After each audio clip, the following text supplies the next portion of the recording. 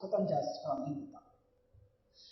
دیکھیے حسد ایک ایسی بیماری ہے، ایک ایسی چیز ہے جو حق کو قبول کرنے سے روکتی ہے۔ آپ جانیں گے یہ سچی بات ہے، یہی صحیح ہے، یہی حق ہے، اس کے باوجود آپ اس کو قبول نہیں کر پائیں گے۔ کیوں؟ دل کے اندر جو حسد ہے، اگر دل میں آپ کے حسد ہے کسی سے تو آپ جانیں گے کہ سچ کیا ہے، اس کے باوجود بھی قبول نہیں کر پائیں گے۔ ابلیس کو آپ جانتے ہوں گے، ابلیس کسی کبھی زمانہ تھا بڑا نیک تھا، بڑا متقی اور پرہیزگار تھا۔ شیطان ابلیس اللہ کی بڑی عبادت کرنے والا تھا، اللہ کا بڑا قریبی تھا ابلیس۔ لیکن جب اللہ رب العالمین نے آدم علیہ السلام کو بنایا، آدم علیہ السلام کو بنانے کے بعد اللہ تعالیٰ نے فرشتوں سے کہا اس کا سجدہ کرو، آدم کا سجدہ کرو۔ تمام فرشتوں نے آدم علیہ السلام کا سجدہ کر دیا۔ ابلیس بھی وہیں تھا، ساتھ میں وہ بھی فرشتوں کے رہتا تھا، حالانکہ جن تھا، فرشتہ نہیں تھا ابلیس، جن ہے، لیکن وہ فرشتوں کے ساتھ رہتا تھا۔ کیوں رہتا تھا؟ اتنا نیک تھا، اتنا متقی تھا، اتنا اللہ والا تھا کہ اللہ نے اسے فرشتوں کے ساتھ رکھا ہوا تھا، فرشتوں کی صفوں میں وہ رہتا تھا۔ اللہ نے جب کہا فرشتوں سے سجدہ کرو تو ابلیس کو بھی اللہ نے کہا تم بھی سجدہ کرو، اس لیے وہ بھی ساتھ میں موجود تھا۔ اللہ نے کہا قرآن میں اس کے بارے میں ما منعک ان تسأل تسجد اذ امرتک، ابلیس نے سجدہ تو نہیں کیا اللہ نے کہا تو۔ اللہ نے اس کے بعد اس سے پوچھا ابلیس یہ بتاؤ جب میں نے تم سے کہا کہ آدم کا سجدہ کرو تو تم نے سجدہ کیوں نہیں کیا؟ اذ امرتک، میں نے تمہیں حکم دیا تھا سجدہ کرنے کا، پھر تم نے سجدہ کیوں نہیں کیا؟ آدم علیہ السلام کا سجدہ کیوں نہیں کیا؟ ابلیس نے کہا قال انا خیر منہ، میں اس سے بہتر ہوں، خلقتنی من نار وخلقتہ من طین، تو نے مجھے تو آگ سے بنایا ہے اور نے مٹی سے بنایا ہے آدم کو، میں اس کا کیسے سجدہ کر سکتا ہوں؟ میں اس سے بہتر ہوں، آگ کی صفت ہے اوپر جاتی ہے، مٹی کی صفت ہے نیچے جاتی ہے، میں اس کا کیسے سجدہ کر سکتا ہوں؟ میں بڑا ہوں۔ کبر، تکبر اور حسد دیکھیے، حسد کی وجہ سے یہ وہ اچھی طرح ابلیس جانتا تھا کہ اللہ کے حکم کو ماننا چاہیے، وہ اللہ کا نیک بندہ تھا، یہ یاد رکھیے گا، وہ اللہ کا بہت ہی ماننے والا تھا، وہ اچھی طرح جانتا تھا کہ اللہ نے حکم دیا ہے تو سجدہ کرنا چاہیے، یہی صحیح ہے، یہی حق ہے، یہی سچائی ہے کہ آدم کا سجدہ کرنا چاہیے۔ لیکن حسد اور کبر کو دیکھیے کہ سجدہ کرنے سے روک دیا۔ حسد نے یہ جاننے کے باوجود کہ سچ کیا ہے، ابلیس کو سجدہ کرنے سے منع کر دیا، سجدہ نہیں کرنے دیا۔ کس چیز نے نہیں کرنا دیا سجدہ؟ حسد نے اور کبر نے اسے سجدہ نہیں کرنے دیا۔ اللہ نے اسے وہاں سے بھگا دیا، کہا یہاں سے نکل جاؤ، تم مردود ہو، رجیم ہو، تمہیں یہاں رہنے کی ضرورت نہیں۔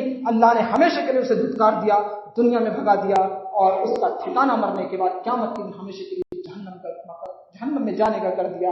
اب ذرا یہ غور کریے، ابلیس یہ جانتا تھا کہ میرا انجام کتنا برا ہونے والا ہے، وہ جانتا تھا سجدہ کرنا صحیح ہے، اللہ نے حکم دیا، اللہ کا وہ بھی بندہ تھا، اللہ کی عبادت کرتا تھا، وہ جانتا تھا سجدہ کرنا چاہیے، سجدہ نہیں کیا، اور حسد نے اسے اتنا بڑا کام کروایا، وہ سمجھ رہا تھا ہمیشہ کے لیے جہنمی ہو جاؤں گا، اس کے باوجود حسد اور کبر نے اتنا بڑا کام کر دیا کہ وہ جہنمی ہونا پسند کر لیا۔ لیکن اس کے حسد نے سچائی کو قبول نہیں کرنے دیا، حق کو ماننے نہیں دیا۔ حسد اتنی بڑی چیز ہے، اللہ کے نبی صلی اللہ علیہ وسلم کو جب دنیا کے نبی بنا کر بھیجا گیا تو کفار اور مشرکین میں بہت سارے لوگ ایسے بھی تھے، بہت سارے لوگ ایسے تھے جو جانتے تھے کہ یہ صادق ہیں، سچے ہیں، امانت دار ہیں، سب کچھ کہتے تھے، جانتے تھے جھوٹ نہیں بولتے، اس کے باوجود بھی کیوں نہیں ایمان لائے اللہ کے نبی پر؟ کہتے تھے اس پر کیوں نہیں نبوت آئی، فلاں قبیلے والے فلاں خاندان کے آدمی پر کیوں نہیں نبوت آئی، اسے کیوں نہیں نبی بنایا گیا، فرشتے کو کیوں نہیں نبی بنا کر بھیجا گیا؟ حسد کی انہیں کیوں بنا دیا گیا نبی اس کو بنا دینا چاہیے تھا، نبی تو اس خاندان کا ہونا چاہیے تھا۔ یہ حسد ایسی چیز ہے جو انسان کو قبول نہیں کرنے دیتی سچائی کو۔ اللہ کے نبی صلی اللہ علیہ وسلم نبی بن کر آئے تو یہودیوں کے بارے میں آپ جانتے ہوں گے کہ یہودی موجود تھے، ان کے پاس توریت تھی، توریت بھی اللہ رب العالمین کی نازل کی ہوئی ایک کتاب ہے، لیکن اس کتاب کے اندر تبدیلی ہو گئی، اس لیے اب اس کتاب کو ہم صحیح نہیں مانتے۔ قرآن جس طرح نازل کیا اللہ نے ویسے توریت کو نازل کیا، اسے یہودی لوگ اپنی کتاب مانتے ہیں۔ ان کا ملک اسرائیل ہے، اسرائیل جہاں پر یہودی لوگ رہتے ہیں، انہوں نے اس کتاب کے اندر اللہ کے نبی صلی اللہ علیہ وسلم کی ساری صفتیں پڑھی، نبی کیسے ہوں گے، کیسے، یعنی ساری کیفیت بیان ہوئی تھی اس توریت کے اندر، کیسے ہوں گے نبی، تاکہ جب یہ نبی آ جائیں تو یہ پہچان لے کون سے نبی۔ اللہ نے ساری صفتیں بتا دی تھی، آخری نبی ایسا ہوگا۔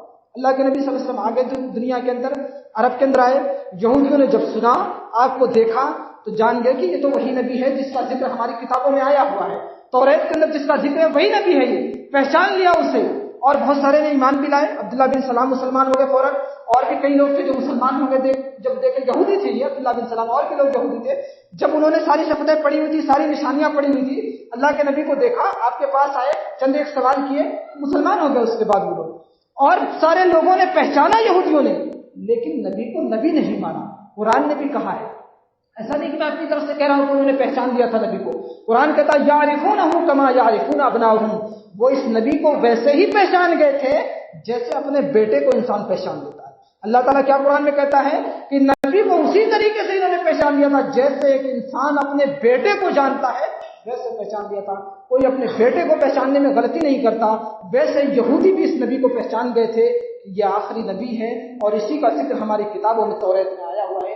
لیکن ان سب کو جاننے کے بعد آخر انہوں نے نبی مانا کیوں نہیں، اسے رسول مانا کیوں نہیں؟ وہ جانتے تھے کہ اگر ہم نہیں مانیں گے ہماری آخرت برباد ہو جائے گی، ہم جہنم میں جانے والے، ہمیشہ کے لیے جہنمی ہو جائیں گے، سب کچھ جانتے تھے، لیکن اس کے بعد انہوں نے کیوں نہیں قبول کیا؟ حسد، کیا تھا؟ حسد تھی، حسد، جس نے قبول نہیں کرنے دیا۔ اصل میں بات یہ تھی کہ وہ جانتے تو تھے کہ آخری نبی یہی ہیں، صفت بھی ساری موجود تھی، لیکن وہ یہ سمجھتے تھے یا وہ یہ تمنا کر رہے تھے کہ وہ نبی ہماری قوم سے آئے، بنی اسرائیل سے آئے، یہودیوں میں سے پیدا ہو، لیکن وہ یہودی میں سے نہیں آیا، عرب میں آ گئے، قریش میں آ گئے۔ اب پہچان لیے کہ آخری نبی ہے، اب کرے کیا؟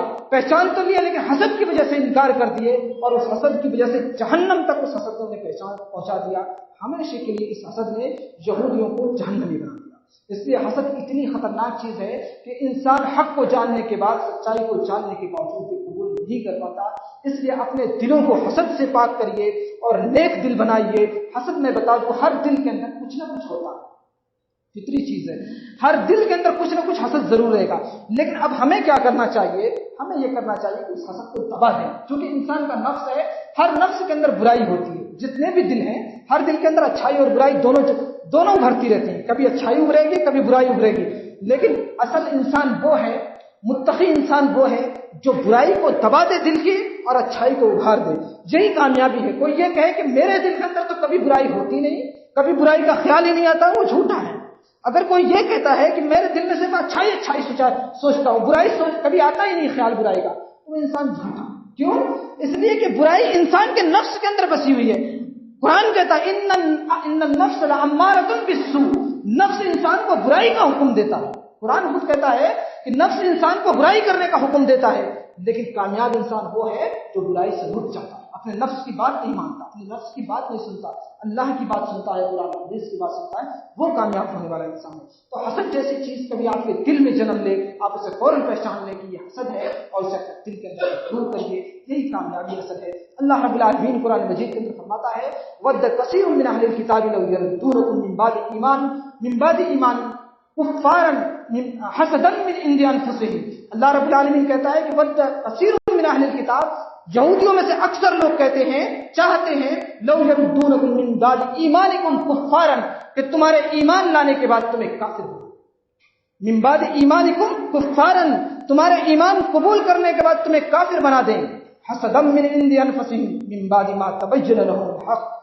کیوں یہ کہتے ہیں، ایسا سوچتے ہیں اہل کتاب اس لیے ایسا سوچتے ہیں کہ تم مومن ہو چکے، تمہیں دوبارہ سے کافر بنا دیں، جبکہ وہ یہ جانتے ہیں سچائی کیا ہے۔ اللہ کہتا ہے من بعد ما تبين لهم الحق، حق بھی ظاہر ہو گیا ہے، وہ جانتے ہیں دین یہی سچا ہے، اسلام ہی سچا ہے، یہی نبی صحیح ہے، سب کچھ جانتے ہیں، اس کے باوجود بھی یہ سوچتے ہیں کہ ان کو مومن ہونے کے بعد دوبارہ کافر بنا دیں۔ ایسا کیوں کرتے ہیں؟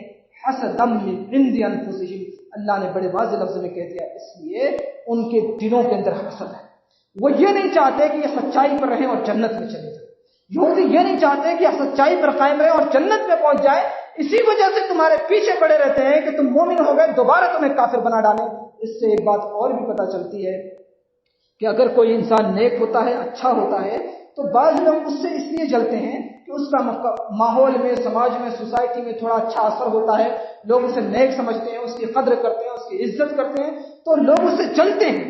اور جلنے والے کیسا کرتے ہیں؟ جیسے یہودی کرتے تھے کہ مسلمانوں کو دوبارہ کافر بنانا چاہتے تھے، وہ یہ کہتے ہیں جو نماز نہیں پڑھتا وہ سوچتا ہے اس کو بے نمازی بنا دوں، اس کی بھی عزت چلی جائے گی، سماج کے اندر، معاشرے کے اندر، سوسائٹی میں اس کی بھی عزت چلی جائے گی، میرے جیسا ہو جائے گا۔ لوگ جب گزرتا ہے میرے ساتھ چلتا ہوا تو لوگ اس کو سلام کرتے ہیں، مجھے سلام نہیں کرتے ہیں، تو جلن ہوتی ہے، سوچتا ہے اسے بھی بے نمازی کر دوں، اسے بھی بے ایمان بنا دوں، اسی بھی فلم دیکھنے والا بنا دوں، اس کی بھی عزت ختم ہو جائے گی، اسے بھی لوگ سلام نہیں کرتے، یہ حسد ہے۔